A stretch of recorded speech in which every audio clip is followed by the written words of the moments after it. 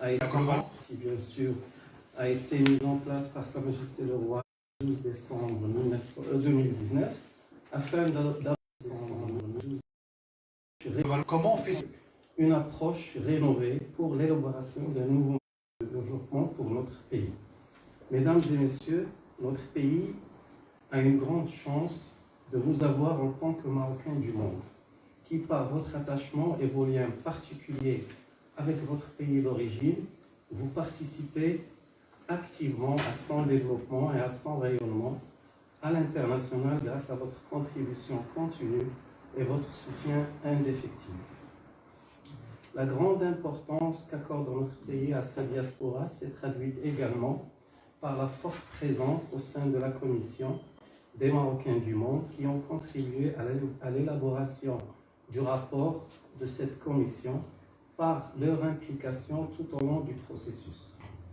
La contribution de nos invités aujourd'hui est une preuve tangible de cette volonté et leur présence entre nous est une opportunité pour partager les avis et les réflexions sur la dynamique que ce nouveau modèle a créé dans notre pays, à la suite surtout des dernières élections qui donneront suite à un nouveau gouvernement. Je terminerai en vous souhaitant à toutes et à tous une belle après-midi, riche d'échanges et d'enrichissement, et en vous remerciant de votre attention.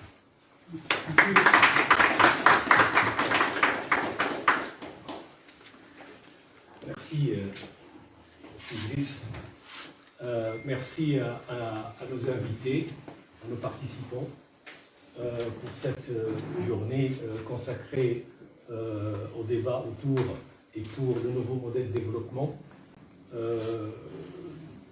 Merci également à tous nos participants en train de nous suivre en direct via les réseaux sociaux, que ce soit sur le site du Consulat général du Maroc, que ce soit notamment sur le site du collectif Réflexion et Action. Je me présente, Azad Benzine.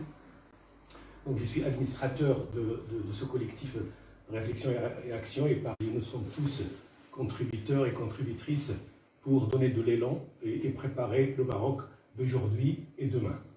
Donc je me permets juste de donner des éléments de contexte avant de donner la parole à nos intervenants et membres de la commission spéciale Rachid Benzine. Donc voilà, le Maroc, comme vous le savez, depuis un certain nombre d'années, et aujourd'hui à travers ce travail qui a duré un peu plus d'un an, voilà, il dessine son chemin via un nouveau modèle de développement pour répondre à la crise de confiance. Ce développement présidé par son Excellence M. Chakib Ben Moussa, il a été présenté à Sa Majesté le 25 mai de cette année au Palais Royal de Fès. Je me permets juste d'ouvrir une petite parenthèse qui nous est importante pour nous les Marocains du monde, puisque, je rappelle un petit détail qui a quand même son importance, puisque les membres de cette commission, ils sont d'un nombre de 35 personnes, entre hommes et femmes, mais surtout, il y en a 10 qui sont issus notamment des Marocains du monde, des Marocains et des Marocaines du monde. Donc 2 notamment ici, qui représentent notamment cette communauté, notamment à l'étranger, d'une manière très diverse, parce que, comme si je prends l'exemple de Si Hamid Bouchiri, qui a été établi pendant un certain nombre d'années en Corée du Sud, également d'autres, notamment comme Rachid, etc., que vous connaissez, parce que vous avez eu l'occasion de le connaître, et notamment ici même, la dernière fois, quand on a échangé autour de son dernier roman, Ainsi parlait ma mère. Donc c'est dire que les questions qui concernent c'est-à-dire les Marocains du monde, il a été quand même également avec surtout une vision notamment de cette communauté qui est la nôtre, qui a apporté de la richesse et qui a apporté forcément un peu plus de profondeur avant notamment d'un mouvement, notamment pour préparer c'est-à-dire le Maroc d'aujourd'hui et demain, via notamment un guide ou un conducteur ou un rapport notamment qui est aujourd'hui, qui s'appelle le nouveau modèle de développement. Et il définit l'ambition nationale et propose un guide du changement crédible et réel du Maroc de demain. il met en lumière les ambitions du Maroc à l'horizon 2035, énonce un nouveau modèle de développement et expose les axes stratégiques de transformation. La troisième et dernière partie consacrée au levier du changement. Traité des discours de Sa Majesté, il a dit « Sa mise en œuvre relève d'une responsabilité nationale, nécessitant la mobilisation des potentialités de la nation et l'implication de toutes ses compétences que vous êtes, notamment celles qui, au cours des prochaines années, seront appelées à exercer des responsabilités gouvernementales et des mandats publics. » Donc voilà notamment le garant de la mise en œuvre de ce nouveau modèle tel qu'il a été pensé, tel qu'il a été notamment travaillé par nos amis de la commission consultative spéciale pour le nouveau modèle de développement.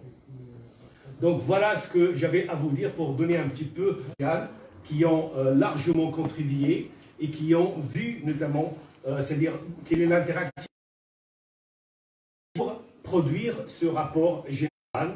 Voilà. Donc ce que je vous demanderai tout simplement, c'est que chacun puisse prendre la parole, chacun puisse poser sa question d'une manière synthétique. Il se présente, qui il est, son nom, prénom, sa profession. Ça fait à peu près 40 ans que je suis en France. Sinon, il a plusieurs doctorats. C'est une fierté, notamment, il est expert, notamment tout ce qui est entrepreneuriat, tout ce qui est en innovation managériale. Il a eu notamment une étape en Corée du Sud où il était doyen notamment d'une très grande école, et aujourd'hui, comme d'ailleurs depuis, c'est des gens notamment comme vous, comme tout le monde, dont on peut être fier. Merci, c'est Hamid qui n'a pas hésité une seule seconde de répondre présent et de faire le voyage pour notamment nous donner davantage de profondeur par rapport au contenu de ce nouveau modèle de développement. Je parle de Sir Rachid Benzine, voilà, donc, qui est auteur de plusieurs romans, qui est politologue, il est également universitaire, c'est-à-dire il enseigne aux Sciences Po, voilà, donc jamais faire le tour, notamment, je pourrais faire le tour notamment de leur parcours assez variés, et qui sont là aujourd'hui uniquement pour vous, pour nous, pour qu'on puisse débattre autour et pour ce nouveau modèle de développement et répondre à vos questions. Voilà ce que... Donc je donnerai la parole notamment à Rachid ou Hamid, notamment pour se présenter, et immédiatement après, notamment, je vous inviterai notamment à qu'on puisse rentrer dans le débat directement. Est-ce que ça va pourrait faire le... Comment on fait ça? Super. C'est Hamid. Beaucoup, c'est Hassan, à toi et à ton groupe d'avoir pris l'initiative d'organiser cette réunion et m'inviter à participer. Cédric, à ma droite, merci beaucoup de nous accueillir. Il est important que nous puissions nous retrouver chez nous, hein, pour débattre de nos affaires. Merci vraiment. Merci beaucoup de votre accueil. Merci. Salam alaikum. Et puis, salam alaikum. Merci à vous d'avoir eu le courage de consacrer un samedi après-midi à cette réunion. Je sais qu'un samedi après-midi, surtout par le beau temps qu'il fait, on peut avoir envie ou besoin de faire beaucoup d'autres choses. Donc votre présence nous oblige. Merci beaucoup, votre présence nous oblige, et j'espère que cet échange avec vous vous sera utile et qu'il nous sera à tous utile. Merci. Alors, avec mon ami Rachid, nous avons convenu que je fasse une première intervention où je vais quand même essayer de résumer la quintessence du nouveau modèle de développement. Puis mon ami Rachid prendra la suite pour commenter le nouveau modèle de développement sous un autre angle de la société civile, notamment.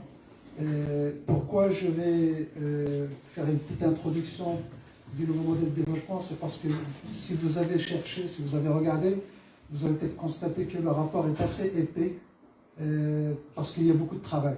Il y avait vraiment beaucoup de travail et le choix qui a été fait, le choix de la commission et de son président Sechaki Ben Moussa, était de tout mettre dans le rapport. Alors il y a une synthèse, un rapport général, des annexes.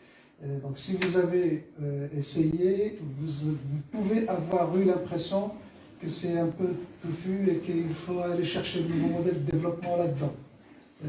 Alors, pour vous faciliter un petit peu la recherche, si jamais vous avez encore envie de lire ou le temps de lire, moi ce que je peux vous dire, c'est que le nouveau modèle de développement, il est composé de trois éléments. Il est sur trois piliers, sur trois jambes. Le nouveau modèle de développement, c'est d'abord une ambition pour le pays.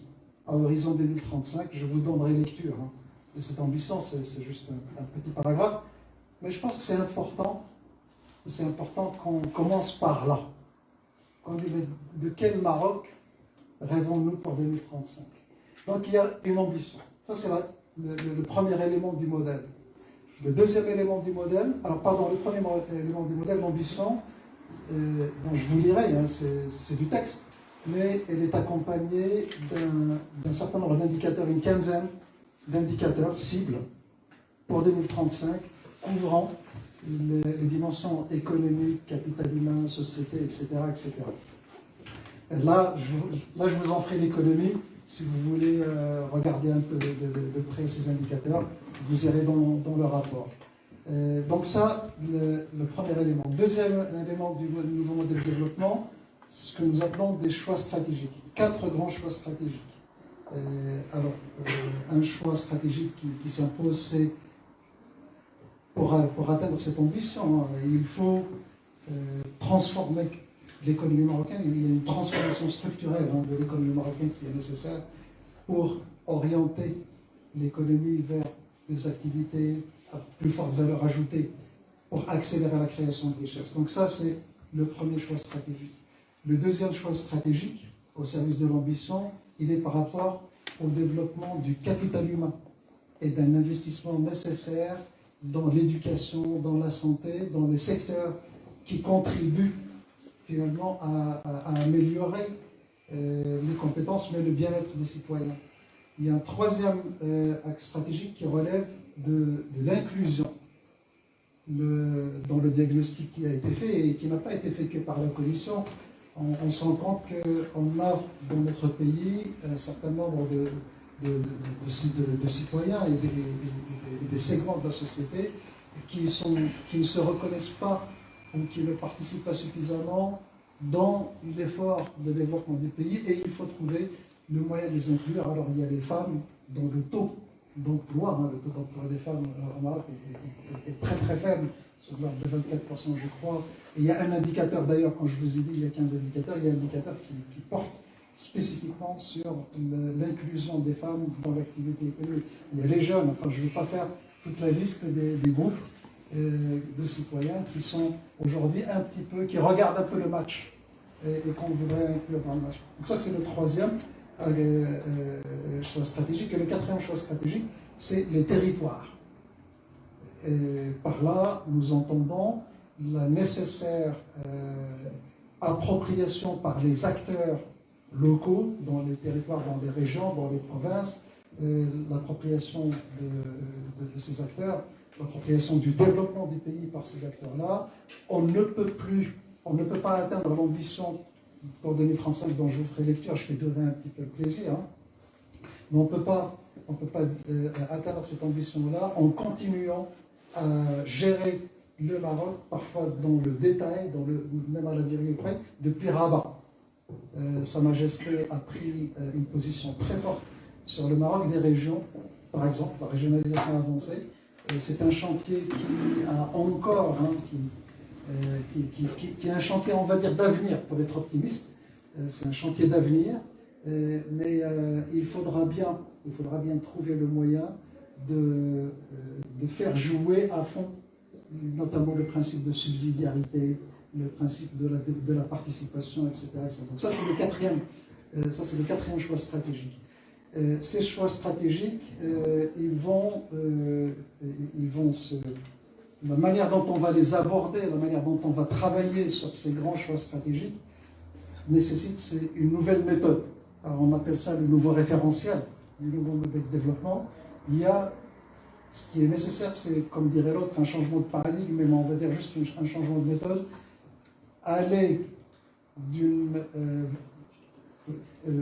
évoluer d'une espèce de pilotage centralisé du pays, depuis Rabat, en silo, hein, c'est centralisé, c'est en silo, pas tellement de culture de résultats, pas tellement de culture de reddition de comptes, etc.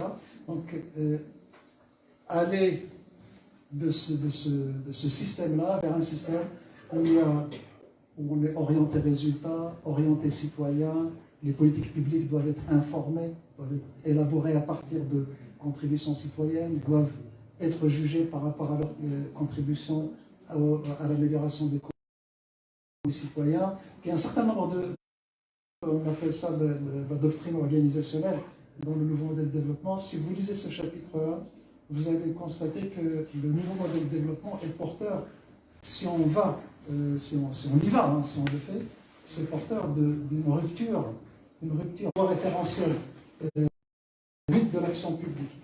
Et je termine ma petite introduction en vous lisant, en vous donnant lecture et en appuyant un petit peu sur les mots, de l'ambition, parce que je crois que si nous arrivons à nous entendre sur l'ambition, si nous arrivons à la partager, à la limite, le choix étudiant, des jeunes, des moins jeunes, il nous a semblé que l'ambition suivante que je vais vous lire pouvait être un point de ralliement, pouvait être un rêve partagé. Alors, fermez les yeux, nous sommes en 2035. Alors, en 2035, le Maroc est un pays démocratique où toutes et tous sont en pleine capacité de prendre en main leur devenir et de libérer leur potentiel, de vivre en dignité au sein d'une société ouverte, diverse, juste et équitable. C'est un pays, en 2035, c'est un pays créateur de valeurs, qui fructifie ses potentialités de manière durable, partagée et responsable, capitalisant sur ses progrès significatifs à l'échelle nationale. Le Maroc s'érige en puissance régionale exemplaire à l'avant-garde de grands défis qui interpellent le monde. Là, vous pouvez ouvrir les yeux.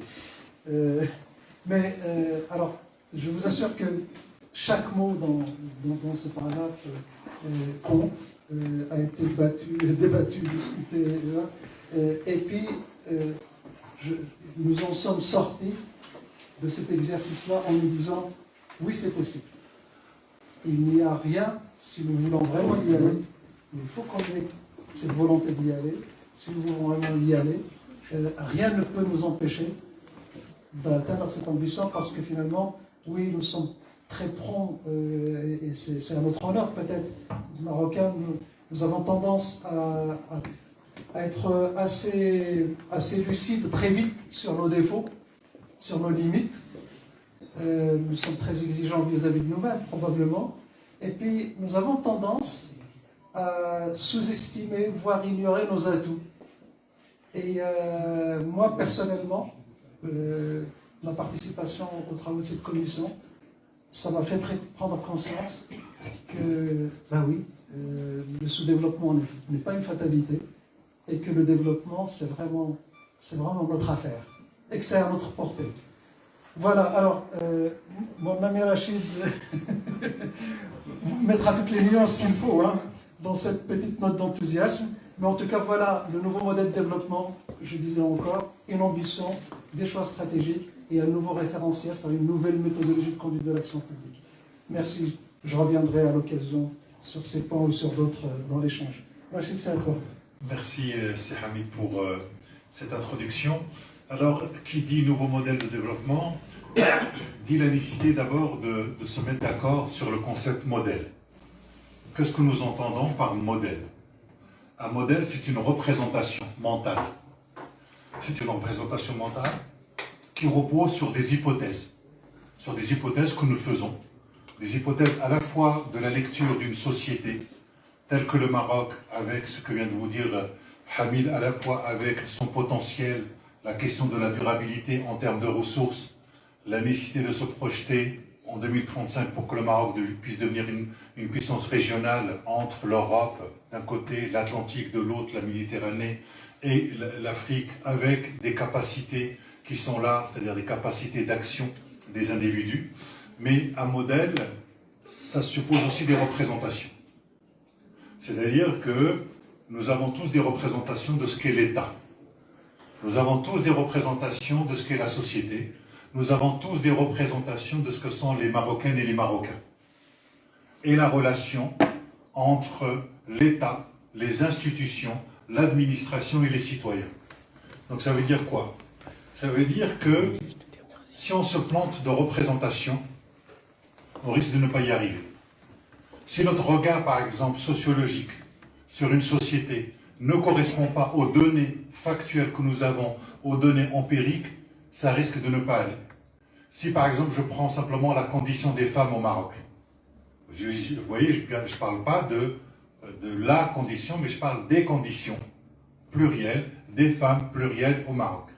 Si je prends, par exemple, cette donnée et que je regarde les représentations que nous avons des femmes au Maroc et la réalité sociologique, il y a une inadéquation entre la réalité et les représentations que nous en avons. Donc l'un des premiers, en tout cas le travail qu'il faut faire, c'est d'abord d'ajuster la représentation à la réalité. Ça c'est déjà un premier élément.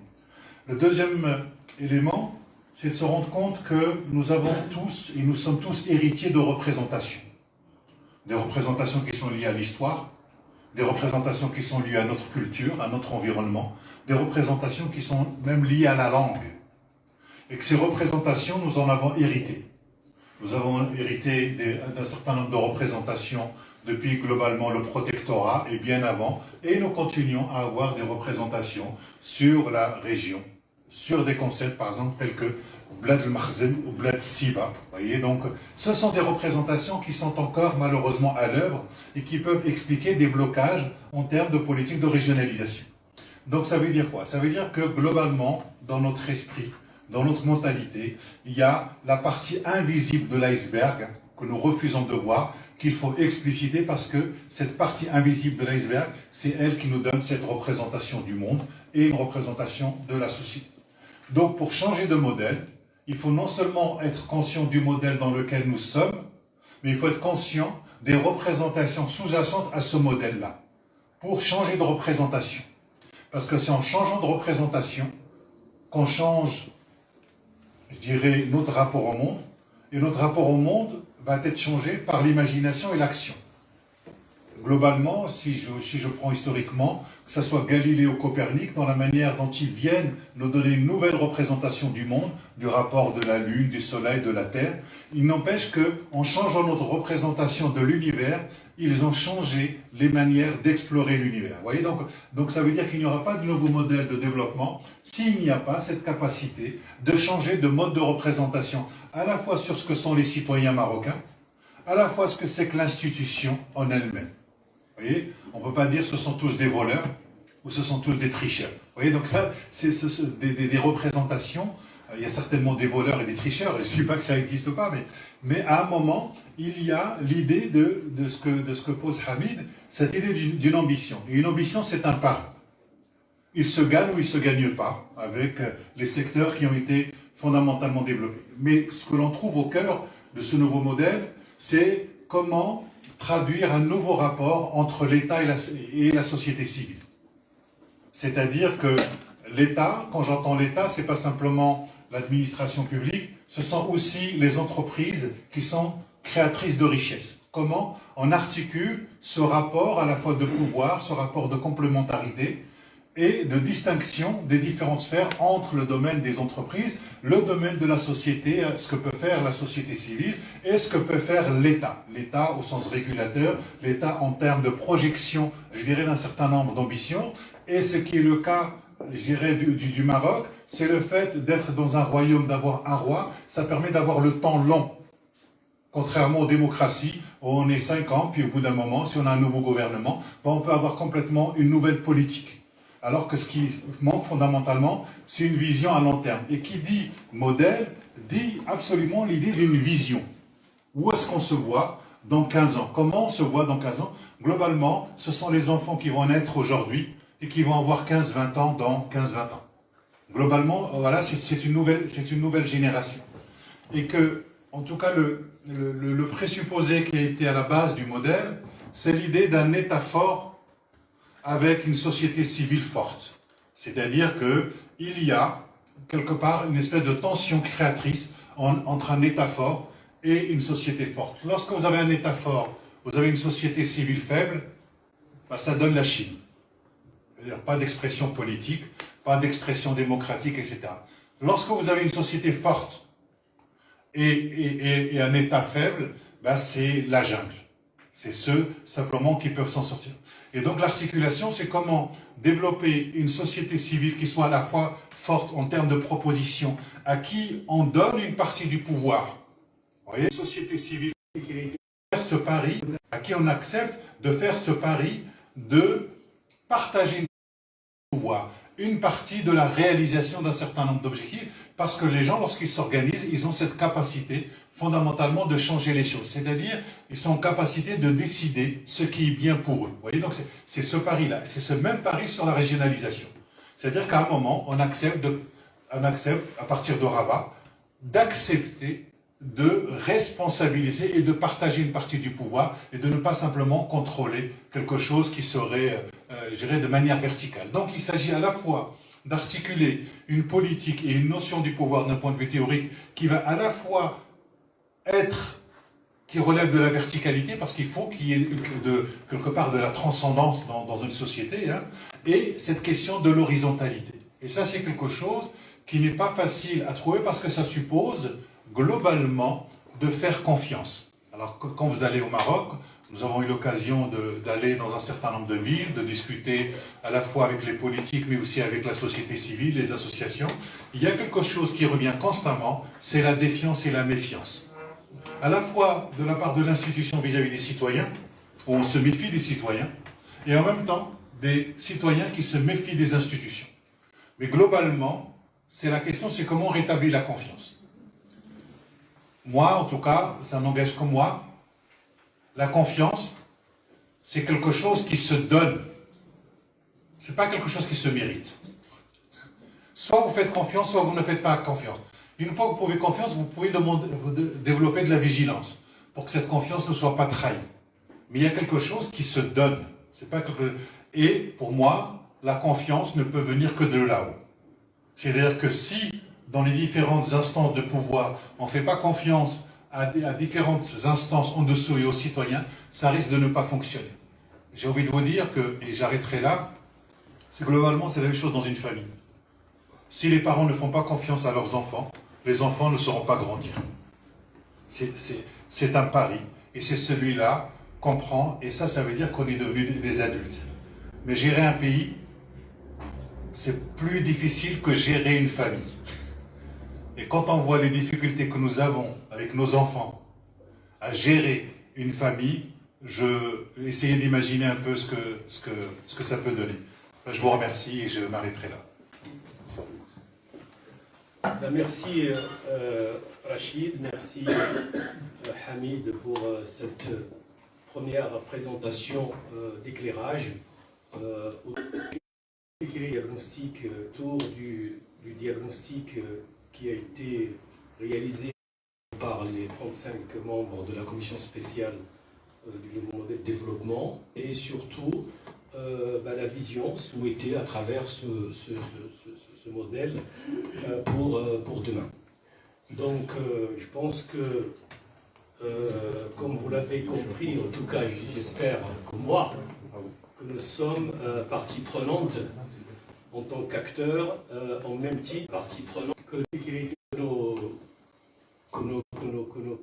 nos concitoyens marocains au Maroc, établis au Maroc. Que nos concitoyens, notre contribution, ça veut dire que notre place, notre contribution, il a beaucoup d'importance pour apporter de la vision, apporter notamment des idées et penser notamment à son pays. Et je me rappelle, comme vous tous, rappelez-vous, c'est dans la mémoire des Américains, ce que Kennedy avait dit à l'époque, avant de demander ce que votre pays peut faire pour vous. Eh bien, la fameuse question, c'est vous aussi, vous êtes responsable et demandez-vous surtout posez-vous surtout la question comment vous pouvez notamment, c'est-à-dire comment vous pouvez notamment aider votre pays. Pas dans ces termes, le sens est là. Donc, c'est pour ça, c'est une belle transition pour dire combien la volonté dont on a besoin pour concrétiser les recommandations, les préconisations aujourd'hui formalisées dans ce rapport, ont leur importance voilà, dans le temps. Et nous, on est partie prenante là où nous sommes pour, dans un second temps, s'approprier le rapport, le sens, l'esprit, et peut-être s'organiser avec les compétences en région du Grand Est, nous-mêmes, vous représentés par vous autres, et on vous remercie de votre présence parce que c'est déjà un premier acte, notamment d'amour et de responsabilité vis-à-vis notamment le Maroc que nous aimons pour demain. Donc là, on va lancer le débat et je vais vous inviter, bien évidemment, à poser notamment vos questions. C'est Hamid ou c'est Rachid, ils vont devoir répondre et donner du sens à vos interrogations. Donc, juste pour changer les choses, comme il l'a dit tout à l'heure, Rachid, on va plutôt commencer par une femme. Alors, bon, je vais commencer par Samira. Donc, le format, il est tout simple. Le format, c'est qu'on a besoin de savoir qui vous êtes, donc présentation, parcours, etc., rapide, et votre question notamment. Et après, charge à Rachid ou à Hamid. Donc, je passe le micro à Samira.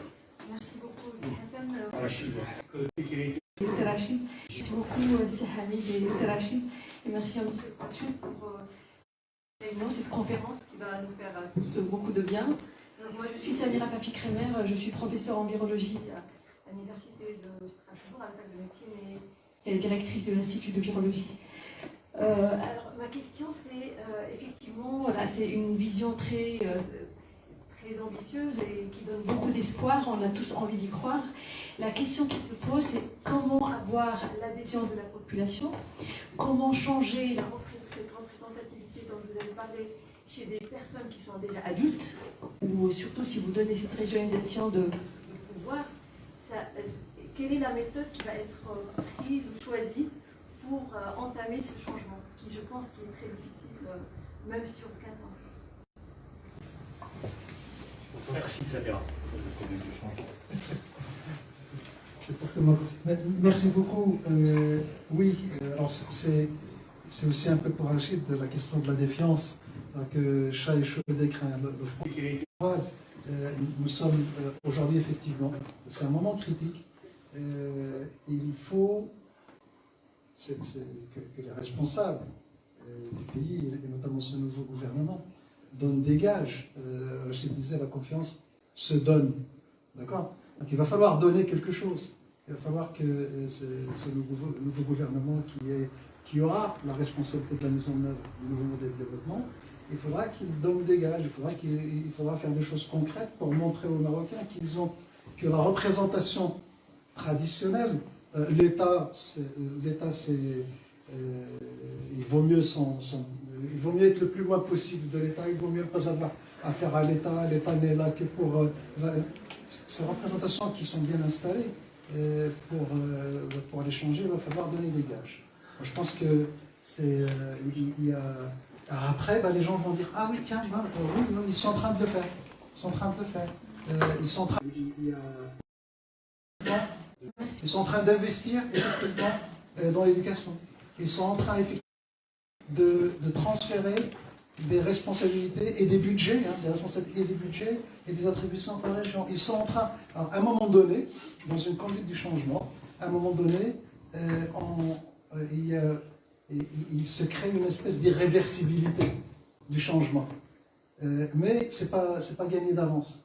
Alors il y a des leviers qui sont envisagés dans le nouveau modèle de développement, il y a des leviers de conduite du changement. Alors on compte beaucoup sur le digital, par exemple, pour moderniser l'administration et quelque part corriger ou préempter un certain nombre de dysfonctionnements qui viennent du fait qu'on doit passer par un intermédiaire. Je ne ferai pas de dessin, d'accord? Donc le numérique, il y a aussi l'idée d'investir. Le numérique, il y a aussi l'amélioration significativement dans l'amélioration qualitative de l'administratif. Ça, c'est un autre levier. Alors, puisque j'y suis, je dois dire, dans les leviers de conduite du changement, il y en a un, mais on y reviendra vers la fin, c'est aussi les Marocains du monde. Qu'est-ce que les Marocains du monde peuvent, comment tout ce que nous avons appris, pas seulement dans nos sphères professionnelles, mais qu'est-ce que nous avons appris dans la sphère citoyenne, dans les pays où nous vivons, qui peut aussi servir, peut-être féconder un petit peu les nouvelles représentations dans le pays. Donc oui, on est fondé à être sceptique, d'accord? Parce qu'il y a des raisons. Mais je crois qu'on est aujourd'hui... Moi, ça n'engage que moi. J'ai l'impression, mais je peux me tromper, j'ai l'impression que les Marocains sont en train de se dire il y en a marre du Sud-Afrique et que ce n'est pas une fatalité. Ça, je le sens, moi j'ai quitté, ça fait 38 ans. Je n'ai pas toujours dit ça, je n'ai pas toujours senti ça. Mais je sens qu'il y a quelque chose qui change dans le pays et les gens ont envie d'affirmer quelque chose.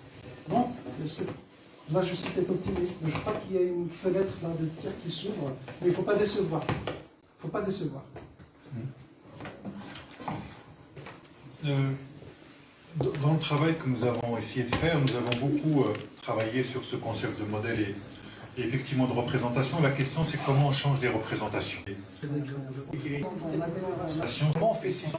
Et vous savez qu'une représentation, ce sont des noyaux très difficiles à atteindre.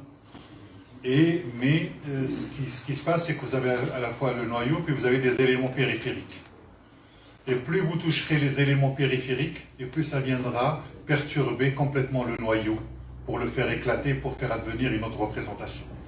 Et ce que disait Hamid, c'est-à-dire sur quand on a un modèle, comment on touche des représentations. Vous voyez, par exemple, ces derniers temps, au Maroc ou en Tunisie, peu importe, on a commencé à nommer des femmes mères de Rabat, de Casa, de Marrakech. Ça, c'est une forme de représentation. Mais il faut continuer, c'est-à-dire qu'il ne faut pas s'arrêter à ce niveau-là. Et vous voyez un modèle qui va venir perturber de plus en plus ce rapport et même la représentation que l'on peut avoir des femmes au Maroc. Et c'est avec, je dirais, ces changements périphériques clés qu'un système, un paradigme va entrer en perturbation pour intégrer d'autres éléments qui sont absolument là. Et donc, il y a cet élément-là. Et ensuite, il y a ce que tu disais tout à l'heure sur cette capacité à rendre compte de l'argent.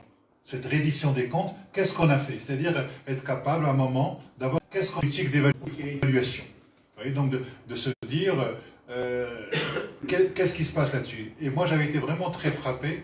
Tu disais tout à l'heure sur le fait que pendant 1 an et demi, on avait plein de données. C'est ça qui est très important. On avait plein de données de la Banque mondiale, de toutes les études qui ont été faites sur le Maroc. Et en fait, ce que l'on voyait, il y avait deux choses.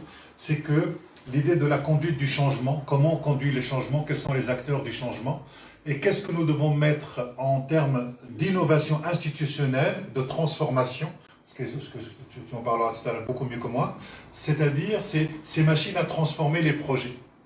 Et moi, par exemple, j'ai été vraiment très frappé en termes de PIB sur la rémunération des professeurs, que ce soit au collège ou au lycée ailleurs. Et globalement, quand on a regardé en termes de PIB équivalent au Maroc, les professeurs étaient payés à 30 à 40% plus cher que dans d'autres pays. Mais le résultat n'était pas là.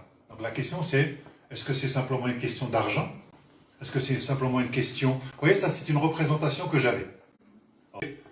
La représentation que j'avais, c'était qu'on ne paye pas suffisamment. Donc l'État de comment on fait système et donc l'État de l'éducation nationale est à ce point-là, parce qu'il n'y a pas suffisamment d'argent là-dessus. Et on se rend compte que c'est une fausse représentation.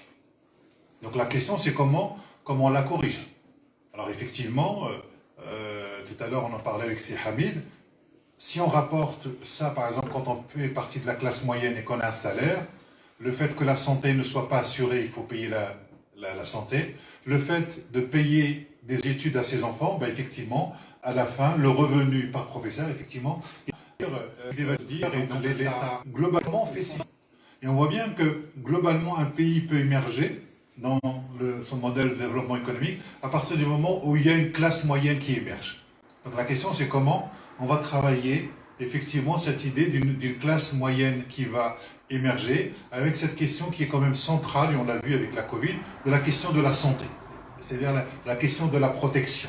La protection en termes de santé physique, le corps, le mental, comment on va travailler ça. Puis surtout, comment on va articuler à la fois une très grande performance en termes de recherche et développement, c'est-à-dire comment les applications. C'est-à-dire comment on fait système. Voilà, globalement, c'est ça. Comment on fait système lorsqu'on pense, par exemple, à la construction de logements où les gens peuvent habiter. Comment on crée tout un système pour que ça soit viable. À la fois penser à l'idée des transports, l'idée des crèches, l'idée de l'école, l'idée de l'hospitalisation, l'idée de l'école, l'idée de l'université. Donc, comment réfléchir cette idée de la complexité et ne pas simplement faire des routes en disant, ben voilà, la route, elle va sortir à droite, ce qui va permettre d'atteindre le village, mais globalement, on n'aura pas pensé à comment ce village va se retrouver dans un écosystème complexe, de telle sorte à ce qu'il puisse bénéficier d'un certain nombre d'infrastructures. C'est quelque chose qui est très difficile parce que c'est de la complexité. Et la complexité, c'est que vous ne maîtrisez pas tout. Vous appuyez là, c'est comme, vous savez, l'espèce de cordes, etc. Vous savez, les cordes qui sont comme ça et comme ça, vous appuyez là. D'un seul coup, vous ne savez pas quel est le mouvement et le balancier que ça va avoir. Et c'est ça qui va être plus difficile, c'est d'introduire les gens dans la complexité. C'est-à-dire que si à un moment, le niveau de formation des citoyens n'augmente pas pour comprendre l'environnement dans lequel ils vivent, on risque de ne pas y arriver. Et on risque d'avoir des discours simplistes, populistes, qui disent il faut, il n'y a qu'à, on devrait faire, etc. C'est beaucoup plus complexe. Et donc du coup, lorsque le niveau d'éducation et de formation d'une partie de la population augmente, ça permet de mieux saisir, je dirais, les enjeux. Parce que le Maroc n'est pas seul, il est dans un contexte de mondialisation, dans son rapport à l'Europe, dans son rapport à la Chine, dans son rapport à l'Amérique, dans son rapport à l'Afrique. Et c'est cette ambition-là qui, en tout cas, que le Maroc pose, de devenir je dirais, une puissance régionale. Ouais, pas simplement d'être un intermédiaire entre l'Europe et l'Afrique, etc., ou au sens de passage, mais de se dire, au sens de etc., dans d'autres pays comme la Corée, etc., comment on fait advenir un pays avec cette puissance régionale et comment on va développer le soft power avec la culture. Par exemple, si vous prenez la Turquie, le soft power de la Turquie, il est énorme en termes de représentation. La Turquie, par exemple, a décidé d'avoir une grande industrie en termes cinématographiques et de séries. Mais n'empêche qu'elle exporte son modèle par la télévision.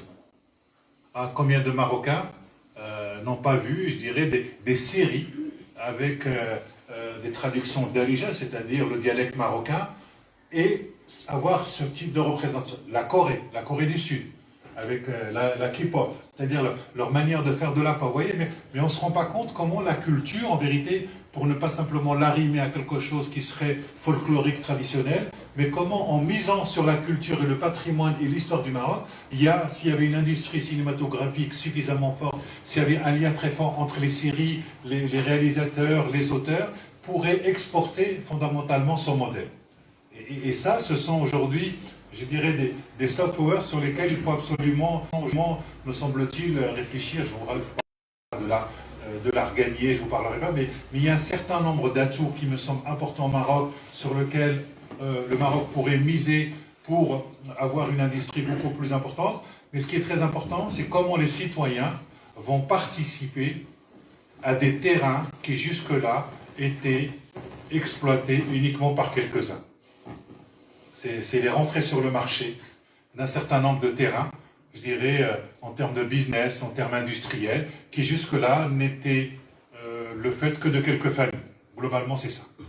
C'est-à-dire que nous rencontrons beaucoup de citoyens qui disent « Nous voudrions rentrer sur le marché pour produire, mais le ticket d'entrée est impossible pour nous. Donc quand vous n'avez pas ce ticket d'entrée, ben, vous ne pouvez pas exploiter l'ensemble des richesses. » Et ce que je peux dire, c'est que les richesses existent au Maroc. Elles existent. La question, c'est comment on répartit ces richesses pour les exploiter, pour donner de la capacitation aux gens, pour qu'eux-mêmes puissent produire et se prendre en main. Voilà, ça, ce sont des enjeux qui sont importants, et que la question de la corruption, la question des rentes a été absolument, je dirais, on en a parlé, ça ne veut pas dire qu'on va réussir, mais ce qu'on a voulu dans cette commission, c'est surtout ne pas faire l'impasse sur des problématiques qui sont réelles. Mais moi, ce qui m'intéresse, c'est une fois qu'on a dit ça, c'est qu'est-ce qu'on fait. Et c'est pour ça qu'il faut avoir une théorie du changement, comme dans une entreprise. Comment on fait le changement? Eh bien, il y a des mécanismes, il y a des critères, il y a un système de référence. Et à partir du moment où le système de référence est partagé à la fois par l'administration publique, l'État, les citoyens, les entreprises, il y a une capacité d'avancer. Mais si on n'a pas tous le même langage, c'est très difficile de pouvoir, me semble-t-il, se projeter quand il y a des différences de territoire et de richesse aussi importantes, je dirais, dans le Maroc. Donc il y a une égalité territoriale qui me semble importante. Et la question des représentations, elle est fondamentale. Je vous donne simplement un exemple sur comment le Maroc est sous tension aquatique sur l'eau en ce qui concerne l'agriculture. Vous voyez, donc, et on se rend compte globalement que le Maroc a hérité d'un modèle de l'agriculture qui date du protectorat et que ce modèle-là a été importé du modèle californien. C'est-à-dire qu'on a dit, voilà, il y a les mêmes éléments, il y a à peu près le même relief. Donc les Français qui ont voulu faire, je dirais, du Maroc le grenier de l'Europe, ont plaqué sur le Maroc un modèle qui n'est pas le sien. Et globalement, depuis ce temps-là, on n'a pas du tout remis en cause cette représentation-là. Et donc, on voit bien que les enjeux pour justement avoir une agriculture verte, cette représentation, cette tension en termes, pour ne pas être sous cette tension en termes de l'eau, globalement, il faudrait changer le modèle agricole marocain pour qu'il soit en adéquation avec ce que sont les terres marocaines. Mais si vous y touchez, en fait, vous allez vous retrouver face à des paysans, face à la ruralité, face à des représentations, ça risque très difficile. Donc il faut avoir le courage à un moment de remettre à plat ce modèle en disant ce modèle-là qui a été importé, comme beaucoup d'autres modèles d'ailleurs, qui ne correspondent pas du tout à la société marocaine dans sa profondeur anthropologique, culturelle, sociologique, historique. Donc il faut avoir le courage de se dire, mais est-ce que ces modèles qui ont été importés, est-ce qu'ils ne sont pas un frein à ce modèle de développement? Voilà. Et que la confiance, elle commence d'abord dans la parole donnée. C'est cela la confiance. La confiance est une parole, on a confiance dans le langage. C'est-à-dire que les mots ou le faire s'accompagnent, ou le dire précède le faire. Quand je dis quelque chose, je le fais. Je vous donne un exemple. Quand je m'engage à venir ici, je m'engage, vous vous engagez. Et on engage quelque chose qui est beaucoup plus que vous et moi, qui est le langage même, c'est-à-dire la confiance dans les mots. Puisque les mots ont un impact.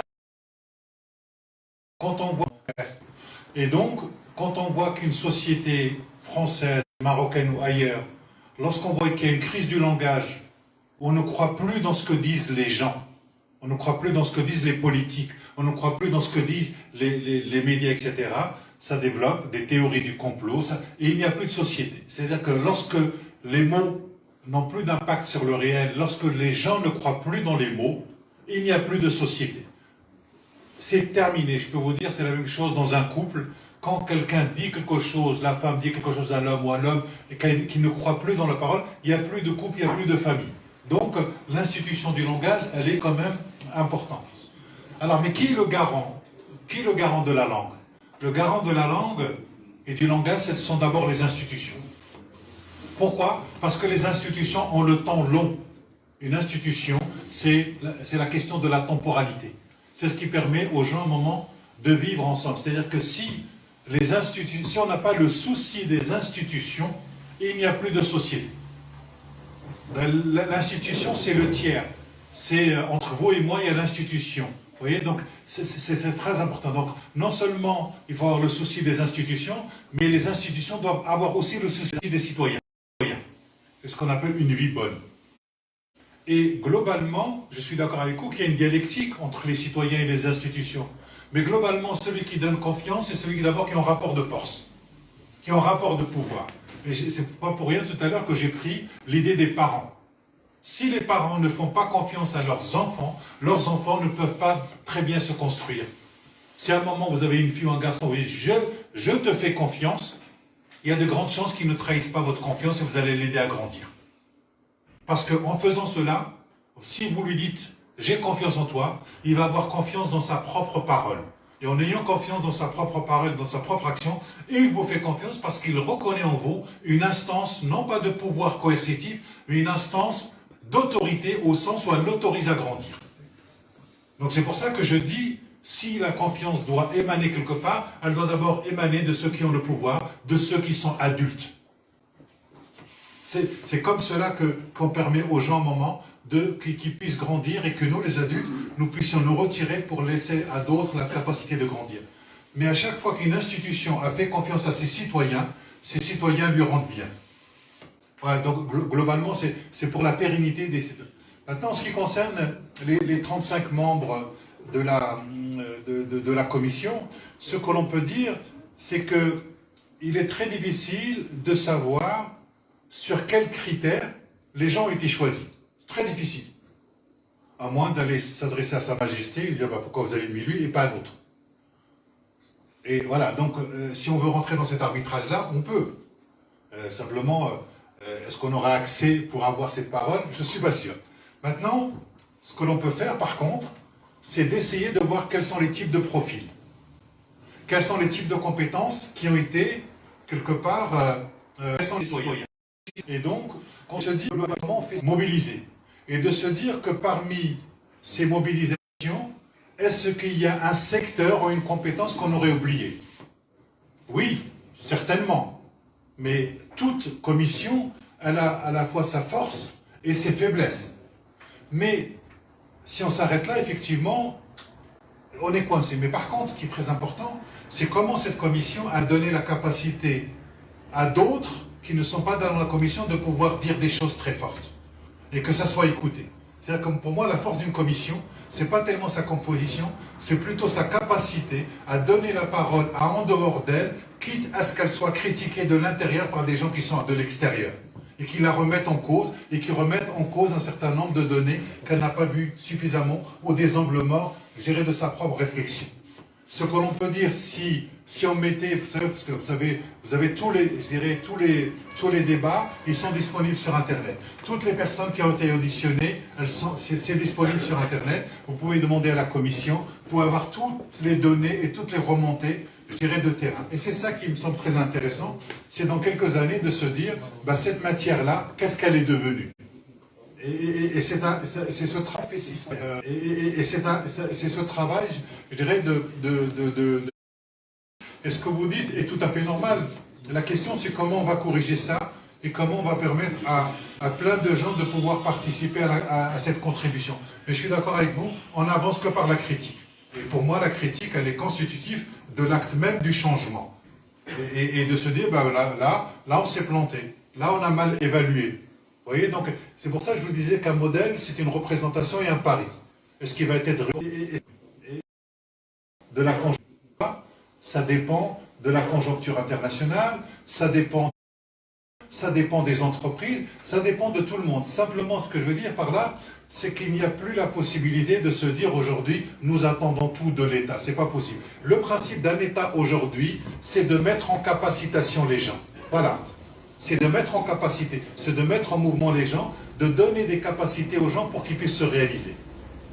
Mais penser que l'État va tout faire, ça aujourd'hui c'est impossible. Ce qu'on demande à un État, c'est d'être juste et de mettre en capacité les gens quand ils désirent réaliser quelque chose.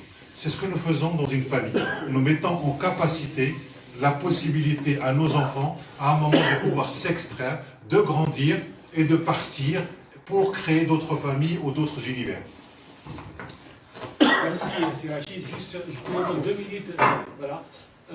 On va aussi laisser participer quand même nos compatriotes qui me suivent en ce moment en direct sur les sites Facebook. Donc permettez-moi juste notamment quelques secondes. Voilà. Donc il y a une question de fond qui a été posée. Le Maroc est face à un enjeu climatique énorme, mais malheureusement reste marginal dans la vision futuriste du Maroc. Quelle est votre vision sur ce point?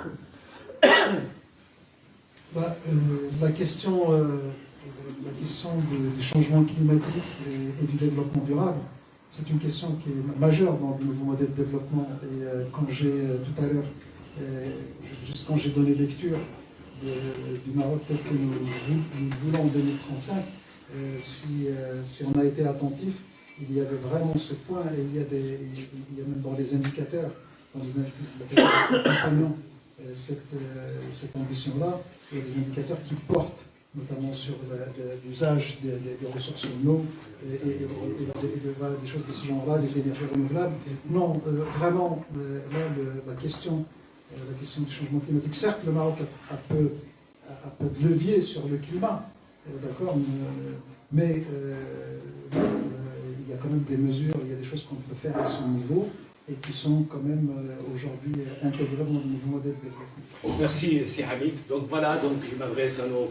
Voilà, la question est traitée. Oui.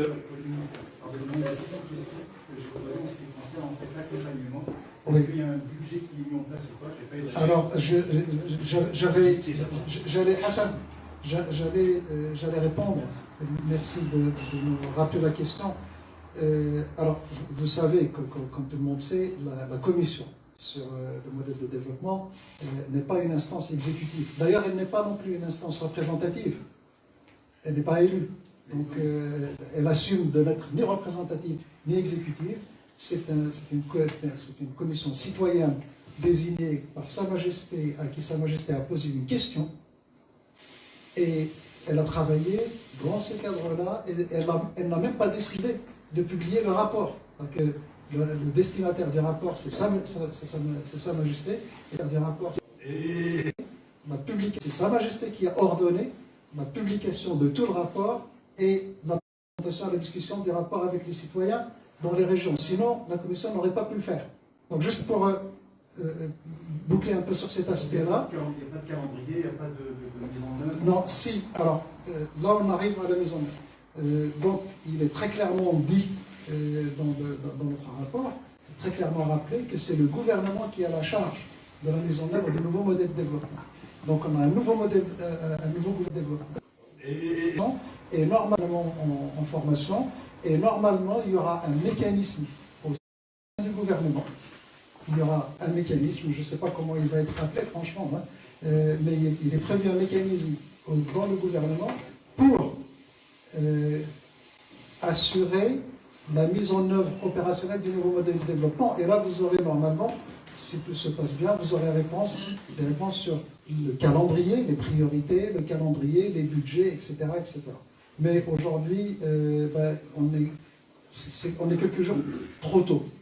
Voilà, tout ça, ce sera, je crois, dans la deuxième quinzaine d'octobre, première quinzaine de novembre en principe. Merci. Merci. Déjà, merci pour votre participation active. Soyez juste indulgents avec moi par rapport au ordre de passage que je peux louper. Il n'y a pas... Donc, c'était... Voilà, c'est bon. Allez, ça va. Donc, non, bon, allez. Alors, très scientifique, mon prénom. Voilà, question. Donc, bonjour, je m'appelle Mostafa Amiedine, donc l'arbia c'est Hamidi Mustafa. Voilà, je suis consultant dans l'industrie depuis une vingtaine d'années. Je suis également président d'une association humanitaire qui s'appelle Entraide Solidarité Assas Maroc, dont c'est Hassan est l'un des fondateurs. Donc je tiens à remercier Hamid et ici Rachid d'être déplacés aujourd'hui pour nous éclairer sur le modèle, parce que également des remerciements vont au consulat et toute son équipe qui a préparé ce... Alors je vais aller rapidement aux questions. D'abord, je suis vraiment ravi que le Maroc possède une vision, une ambition, mais aussi un cap. Finalement, ce qui est important, c'est d'avoir un cap. La vitesse, c'est une autre histoire, la transformation, c'est une autre histoire. On est bien d'accord. Mais pour éclairer mon lanterne, comme dirait l'autre, J'ai deux petites questions, sachant qu'il y a des réponses déjà qui ont été faites entre-temps. Et mes questions sont les suivantes. Quelles sont les forces et les faiblesses de ce modèle? Et deuxièmement, je vais les trouver. Vous avez traité pas mal de sujets sans tabou. J'ai remarqué, j'ai lu rapidement le rapport de 75 pages, hein, je crois, il y avait ça, oui. Vous avez parlé de l'économie de la rente. Vous avez dit que vous allez vraiment aller vers l'économie de la production. Est-ce que vous avez, par hasard, des recommandations pour essayer de minimiser l'effet de l'économie de la rente pour éventuellement progresser dans l'économie de la production? Merci. Merci.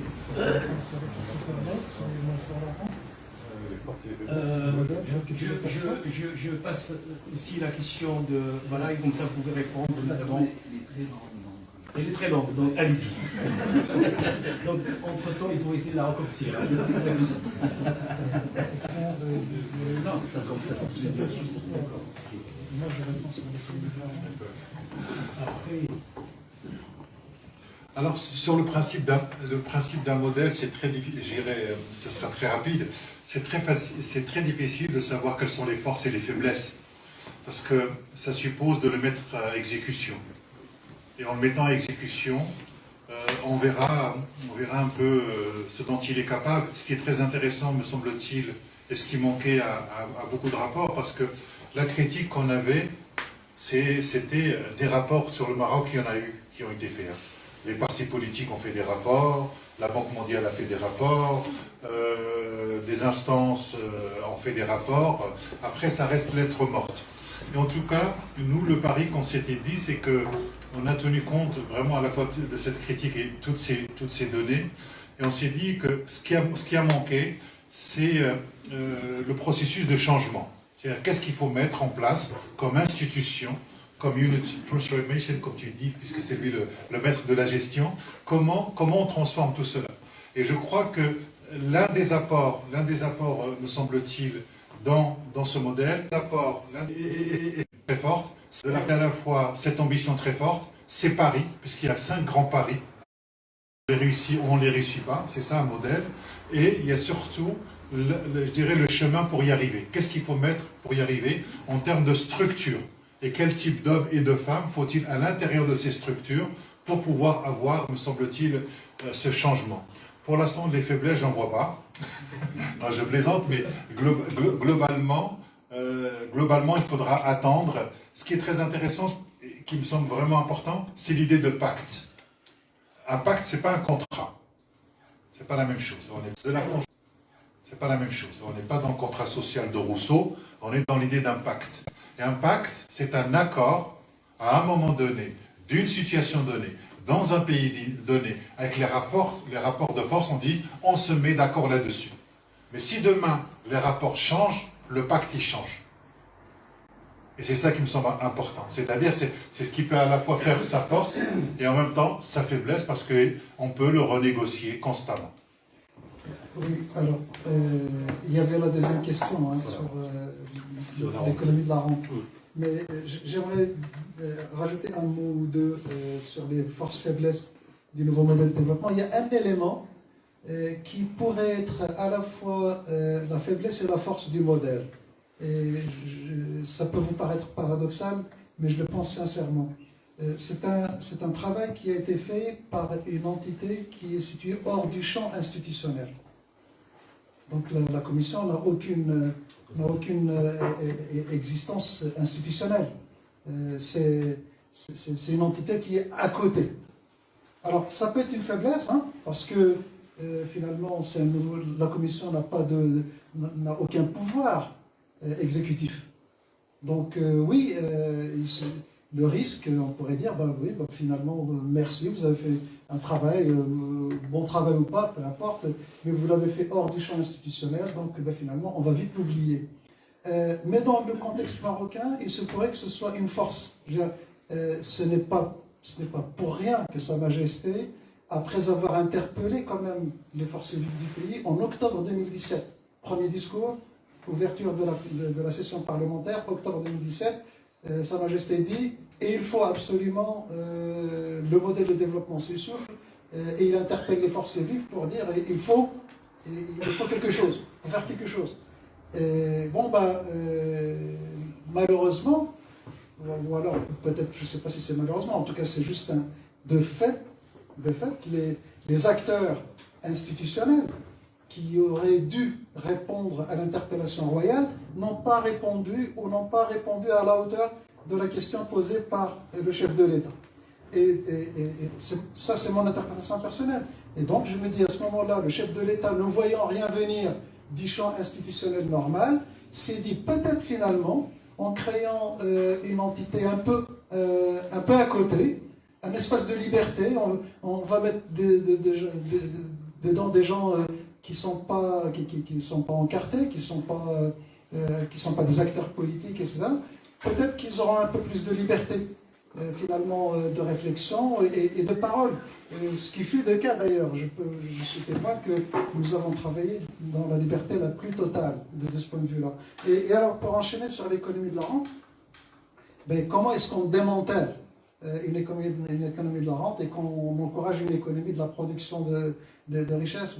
C'est d'abord en démantelant tous les dispositifs. Au Maroc, on est très fort sur les agréments. Il y a des agréments partout, y compris pour extraire ou vendre du sable. Moi, j'ai découvert. Donc, le nouveau modèle de développement, préconisation, c'est qu'il faut abolir ce système d'agrément qui crée des rentes. Deuxième élément, mais je ne vais pas tout, je vais pas entrer dans tout, mais deuxième élément, c'est la Commission insiste sur la nécessité de faire jouer pleinement son rôle au Conseil de la concurrence, et si vous suivez l'actualité marocaine, vous savez que ça ne va pas de soi, le Conseil de la concurrence, mais aussi toutes les autres organes, vous savez que c'est pas la même chose, qui sont en régulation, qui sont censés veiller à ce qu'il y ait un jeu ouvert, etc. etc. Donc il y a sur ce plan-là, je ne sais pas, peut-être que vous relirez, peut-être j'espère, le rapport général, et vous verrez qu'il y a quand même des préconisations assez concrètes, notamment, vous irez sur l'axe stratégique vers une économie productive, créatrice de richesse, vous irez sur ce chapitre-là que vous allez trouver, etc. C'est dans ce chapitre-là que vous allez trouver un certain nombre de choses que je viens de dire et d'autres. Merci. Merci. Là, oui, donc, synthétique, j'ai plusieurs questions, mais on va essayer de commencer. Voilà, c'est ouvert le micro. Voilà, je me présente, la plupart ils me connaissent. Je suis Mohamed Jimouhi, أنا مهندس دولة في الإلكترونيك والأوتوماتيزم. وفي نفس الوقت أنا رئيس واحد الجمعية هنا اسمها الموسيقية الأوروبية للدفاع منذ سنوات. جبت انا واحد الورقه هنا ديال السيت ديالنا اللي تي بومباردي بار ليطا الجيري. تنكتب في مواقع مغربيه وبعض الامور اللي هضرت فيها ما تنهضرش انا بالجمل، انا تنهضر بواحد الحاجه سانتيتيك. اي ماتنون جو سوي ماروكان، جو سوي السفاره القنصليه ديال المغرب، نهضر بالمغربيه ياكل نهضر بالعربيه، ما الفرنسيه ايغور هذه تهضر بالفرنسيه. انا صحفي وارى نقاط الضعف. ثانيا سمحوا لي، حنا جينا معطلين، كانت واحد المانيف في لوطوغوت، واحد المانيف دونك اون ا الميكرو خدام. Donc, on n'a pas pu assister dès le début. Excuse, أنا غنعاود واحد النقاط اللي جينا بغينا نهضروا معكم فيها. هو ثانيا السؤال الأول هي كيفية تمت مشاركة لي زيليمون في هذا ديال السيد موسى.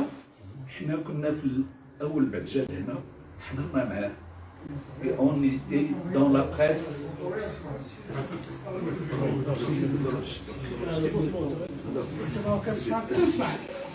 دونك كنا مع السفير المغربي هنا، وبعد خرجت الريزولتا ديالكم تبعكم في الصحافه ونيتي ديسو. علاش؟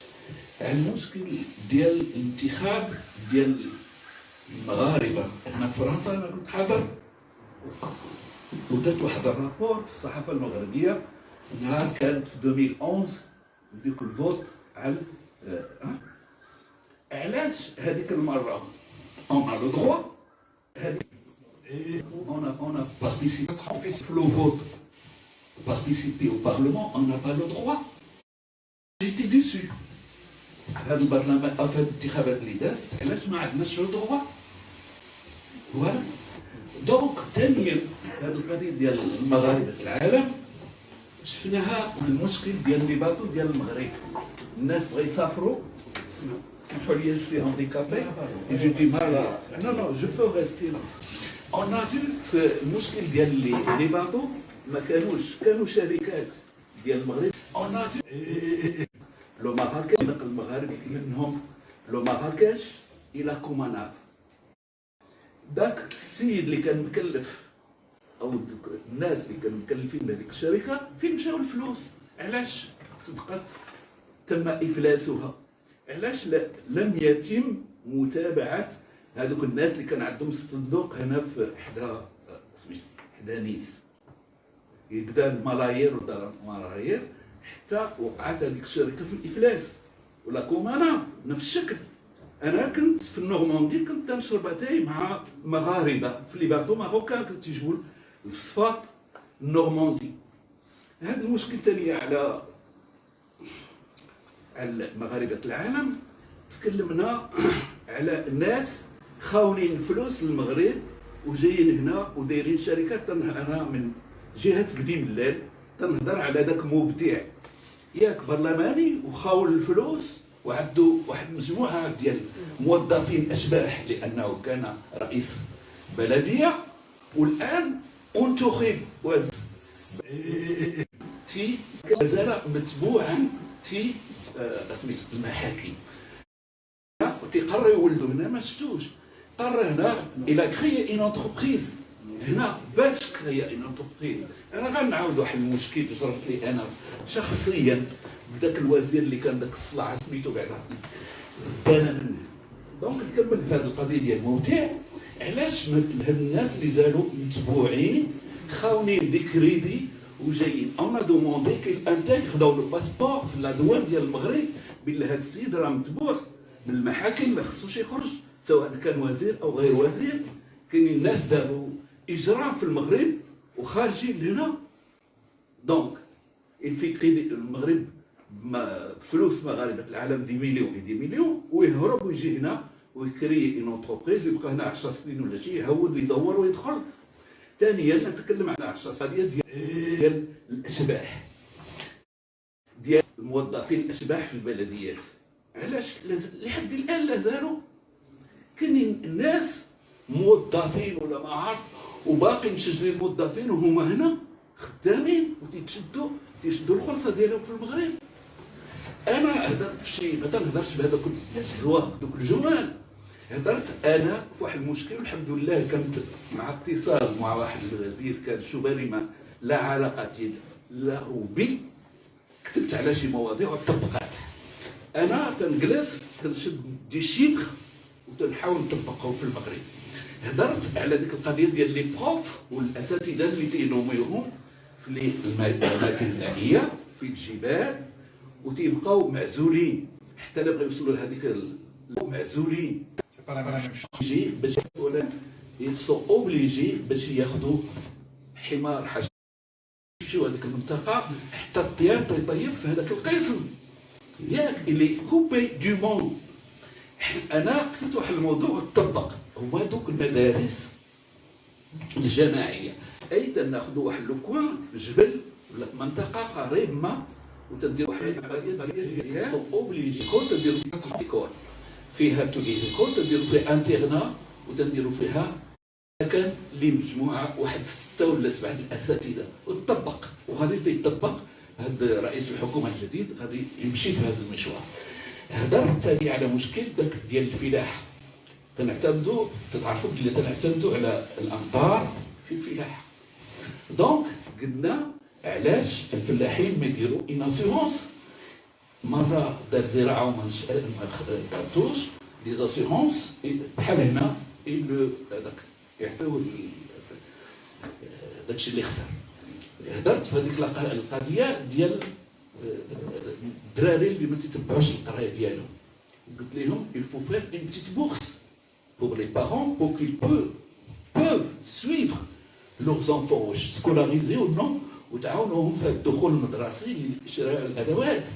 دونك هذاك الانسان اللي تشد هذيك لابورس تاع الدري ديالو يلي اوبليجي باش يتبع ولده وطبقات. هضرت على القضيه الثانيه النباتات.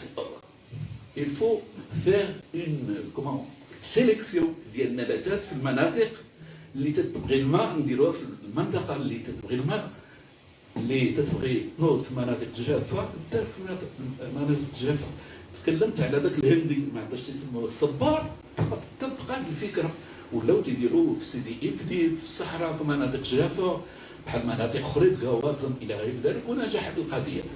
دونك لازالت مجموعه اللي هضرت فيها. هضرنا لا ديغنيغمون قبل لي زيليكسيون الان باش يدخلوا ويديروا دي زاسيغونس وداكشي ديال بحال السيم هنا وموا واحد البطاقه ديال داك السيد اللي تيبيع في الزنقه لسنوات يوصل داك Donc, la dernière question, c'est pertinent ce que vous dites. فوالا غنهضر التجربه ديالي تهضر على مغاربه العالم. انا شي انجينيور، انا درت ان بروجي هنا وتبعته لسنه مع لا ريجيون لوغان ياك، بغيت نديرو ما عنديش فلوس، عندي 6000 اورو موا لو بروجي ديالي تتطلب 100000 اورو. جا بيرو اللي كان هذيك الوقت قدمت ليه واحد اللجنه كانت بحالكم كانت هي في نيس في ديك النواحي ديال قدمت لهم البروجي كيفاش غادي يدار الى غير ذلك. نجح البروجي، جيت للمغرب، مشيت لكازا، كان معنا هذاك بيرو ومجموعه ديال الناس اللي معاه الى غير ذلك.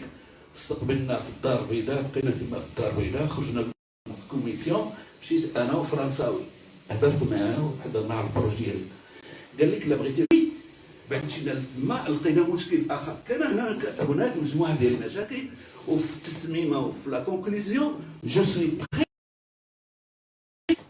كنا تنتمناو من هاد اللجنه باش هاد اللغه ان ريبريزونطون ديال مغاربه العالم، ماشي مغاربه العالم معولين عليهم جوست بور انفوي لو كومون مي arrêtez de chanter à chaque fois on va réfléchir on va réfléchir à votre هضروا بالعربيه جو سو العربيه ومغاربه بحالهم.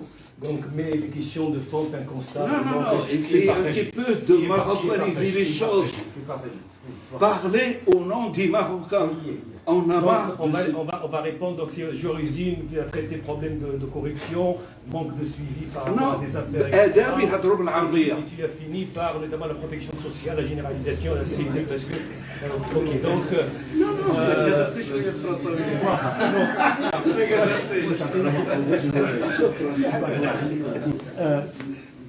أنا راه غنكتب وغنقول واحد كلمة وقلت أعطيت لي الكلمة وقلت لا غير باش pour être très clair, ici on est entre Marocains du monde.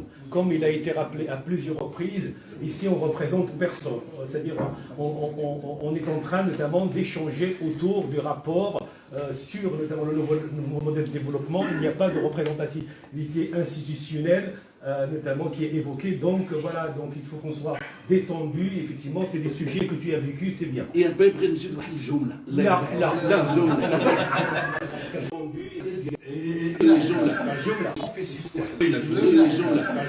والله أنا جي غامي une photocopie ديال احنا أشرف على واحد الموسيقية جمعية مغربية فرنسية، ولكن نتكلم عن المشكل ديال هذه القضيه الوطنيه دوزني سنوات، حتى واحد ما تيهضرش معنا ولا يزيد فينا ولا يعاوننا ولا شي عارفه. دونك اون ايتي بيغاتي بار ليتا الجيريان. حنا il y a des techniciens qui ont travaillé 24 sur 24 pour mettre notre site en état de marche. Donc Jumla. Non, بغير نهضر. كاينه مجموعه ديال الجمعيات في المغرب، باريس تصلح الفلوس وما تديرش il dépense, il prend l'argent du Maroc. C'est Mohamed. On va essayer de ne pas partager. Donc,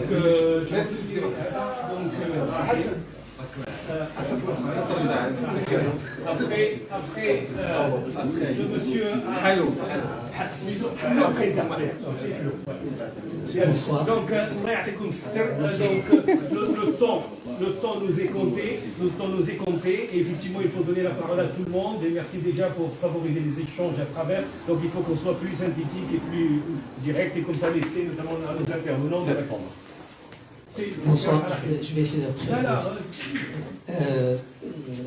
Rahim Fayek, psychologue clinicien, président, du moins responsable d'une association ADEP qui travaille dans le domaine de la santé au Maroc. Il organise des caravanes chirurgicales presque mensuellement, actuellement, pendant cette période difficile. Moi, je suis convaincu.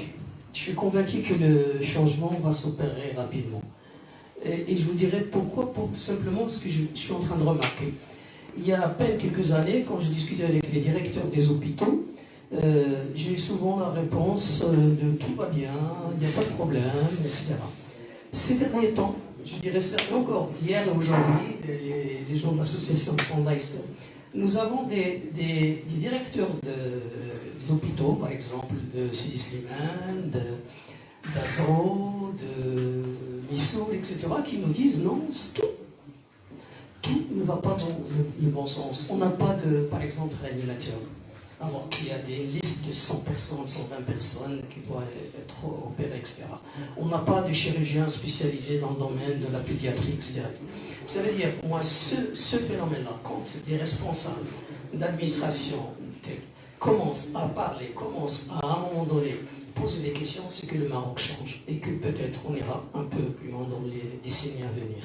Et là, je suis convaincu. Moi, je reviens un petit peu sur les deux éléments, permettez-moi. Je tiens déjà à vous remercier. Hein. Je suis désolé, je suis passé directement, bien sûr, que ce soit le consulat, monsieur le consul, qui a donné vraiment un élan formidable à ces rencontres. Celui-là, monsieur le consul, qui est toujours, c'est Hassan, qui est toujours à la page et qui essaie de nous emmener à la discussion et aux échanges. C'est Hamid, voilà. Et c'est Rachid. Déjà la dernière fois, on a échangé sur un autre thème qui était formidable. On s'enrichit. En tout cas, moi, je m'enrichis chaque fois quand je suis dans des espaces comme ça. Je vais revenir sur les représentations en disant. Vous avez donné un exemple concret par rapport à l'élection de 3 femmes dans des grandes villes marocaines. C'est formidable. Il y a aussi des femmes aux alentours de Taouit, aux alentours un peu partout, hein, des femmes dans des villages, dans des villes. Cependant, il y a aussi, par contre, dans les représentations, des éléments négatifs. Sur la région, par exemple, de l'Est, la ville d'Oujda est une grande ville. Une femme est arrivée largement en tête, vraiment largement en tête, maître Sabima Parachi. Donc je ne partage pas ses idées politiques, mais j'appréciais et que vraiment, j'étais heureux de la voir. Cette dame a été évincée d'un coup. Bon, parce que les partis l'ont décidé, hein, les 3 partis l'ont décidé de mettre un homme à sa place. Ça aussi, c'est une représentation négative. Il y a des représentations très positives que nous avons, qui vont nous permettre d'avancer. Certes, que les Marocains vont prendre l'exemple sur ça et qui vont vraiment comprendre que le Maroc change, que la place de chacun, que ce soit femme ou homme, est importante. Il y a aussi ces côtés négatifs, malheureusement, de voir des femmes évincées. Hein. Et un deuxième élément dans moi j'aurais aimé, je ne sais pas si vous avez parlé, parce que je suis arrivé aussi un peu en retard à cause d'embouteillage, on a eu vraiment des problèmes sur la route. Vous avez parlé de justice. Quelque chose qui me semble important. Moi, la commission, je la suis un peu de loin, hein, et je trouve que le travail que vous faites est très très intéressant, et qui permet, je suis convaincu, d'avancer un peu, même si ce n'est pas beaucoup, mais moi un peu, dans les décennies à venir. Cependant, je reste par exemple, qui m'a vraiment choqué, c'est qu'aujourd'hui, plusieurs élus plusieurs élus, hein. Ce n'est pas des simples élus, hein, des présidents de conseils, par exemple, des conseils régionaux, des maires, des députés, sont poursuivis par la justice, ont été jugés, condamnés à la prison pour certains, et les voilà réélus au relais. Et je crois que ça aussi, je pense, si on arrive au Maroc, à un moment donné, je dirais, à faire avancer l'idée aussi, au moins, cette personne-là peut, au moins, le temps que le jugement n'est pas se présenter aux élections, ce serait formidable. Ça, c'est aussi une représentation très négative par rapport au pays. Qu'est-ce qu'ils vont dire les citoyens marocains? Ils vont tout simplement dire, voilà, on veut que le Maroc change. Le Maroc change, c'est ça qu'il faut comprendre, il faut le savoir que le Maroc change énormément. Et on le remarque, moi je le remarque, chaque fois que je me déplace, chaque fois que je vais, compris les administrations, etc. Il y a énormément de choses à changer encore. Hein. Vous avez parlé de la correction, il y a plein de choses qui doivent changer. Cependant, il y a des efforts, hein, il y a des efforts qui se font. Moi, j'ai tellement envie de voir mon Maroc évoluer dans le bon sens et qui trouve vraiment cette place qui est un leader, bien sûr, régional dans l'avenir. Voilà, je souhaite de tout cœur que le changement s'opère dans tous les domaines.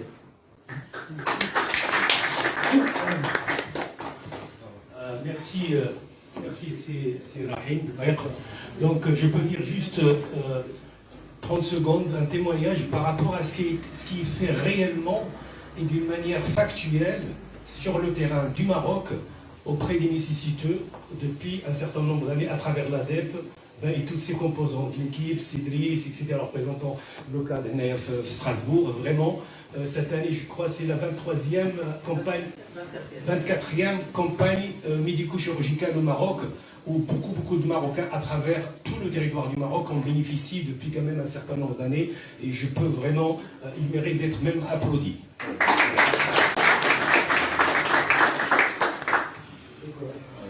Je partage ce que vous venez d'énoncer en termes de désir et de souhait pour le Maroc. Effectivement, vous avez des éléments qui participent à une représentation positive, ce que nous avons parlé.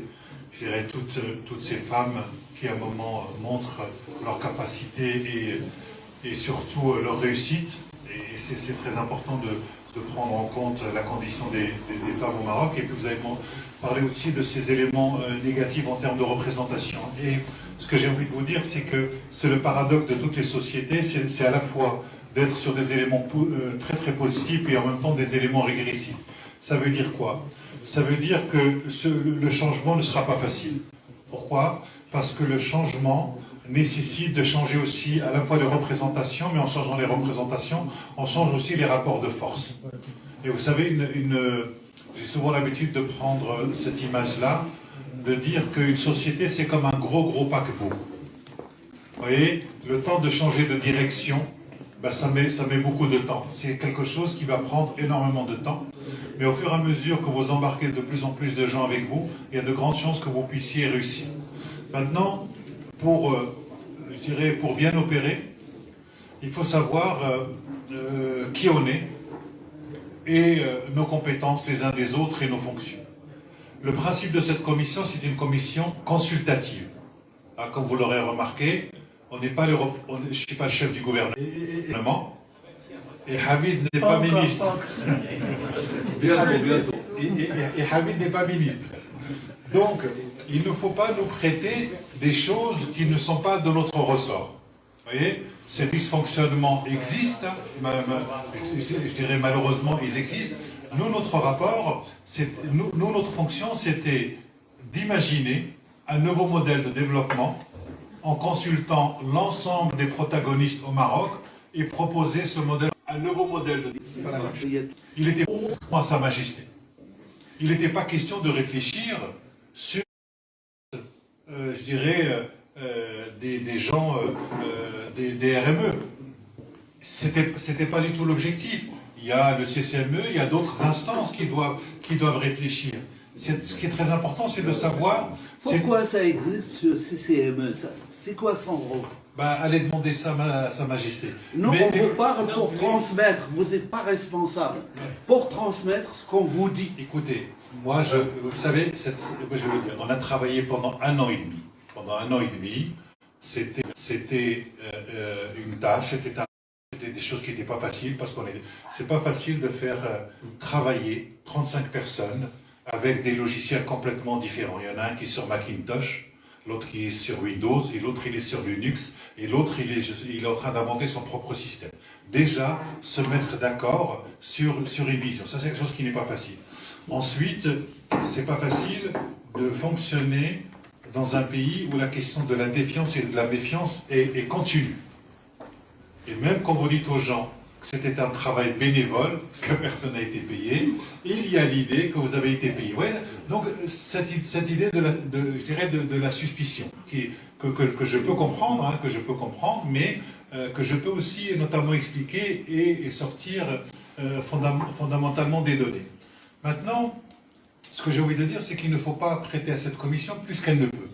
C'est-à-dire que le véritable travail commence maintenant, avec le nouveau gouvernement, avec toutes ces instances qui vont être créées, et sur l'application, et comment les préconisations vont être appliquées, est-ce qu'elles seront applicables ou pas? Est-ce qu'on peut les corriger? Comment? Avec qui? Avec quels moyens? Vous savez que c'est un processus qui va être, je dirais, très important. Ce qui se passe sur l'administration d'un point de vue digital, il y a quelque chose qui est très important pour lutter contre la corruption, pour avancer sur cette question, je dirais, d'une meilleure justice. Mais globalement, ce que j'ai envie de vous dire, c'est que les dysfonctionnements que vous avez au Maroc, vous les avez aussi en France. Vous avez des dysfonctionnements, vous savez, les délits de reconnaissance, le mépris, l'humiliation. Je fais un travail sur la reconnaissance, je peux vous parler que l'humiliation, elle est constante. Donc ce qui est très important, c'est effectivement de pointer, effectivement, là ça ne va pas par rapport à une question de droit, par une question de principe, par une question de justice, et vous avez le droit, je dirais, il faut qu'il y ait des gens qui soient mécontents d'un certain type de fonctionnement, et parce qu'on a besoin de contre-pouvoirs, on a besoin de gens qui nous disent, là ça ne va pas, c'est vrai, mais ce que je veux dire, c'est que le changement, dans toute existence, ça demande du temps. Et quelqu'un qui vient vous dire « je vais vous changer ça tout de suite » est un menteur. C'est un menteur. Politiquement, ce sera, du populisme, ce sera de l'extrémisme qui prétend vous redonner de la puissance. C'est faux. La gestion du pouvoir, ça relève de la complexité. Un pari, c'est sur une génération. Vous voyez bien, vous avez des enfants, le temps qu'ils grandissent, le temps qu'ils quittent la maison, c'est une génération. Et même quand ils ont quitté la maison, vous continuez à vous soucier d'eux. Donc, ce que je veux dire, c'est que ce qui se passe à l'échelle d'une famille, d'une cellule familiale, il faut accepter, il y a un moment, il y a un principe qui est, je parlais tout à l'heure de la confiance, mais si à un moment vous ne faites pas aussi confiance, reconnaissez confiance dans ce qui est système, vous n'avez pas confiance dans ce qui est en train de se proposer, ben, vous savez, le danger, il n'est pas uniquement vis-à-vis d'une commission, vis-à-vis de gens qui agissent. Le problème, c'est que si vous ne faites plus confiance à personne et ni à aucune institution, au bout d'un moment, c'est vous-même, vous n'allez plus avoir confiance dans votre propre parole et dans votre propre action. C'est cela le danger.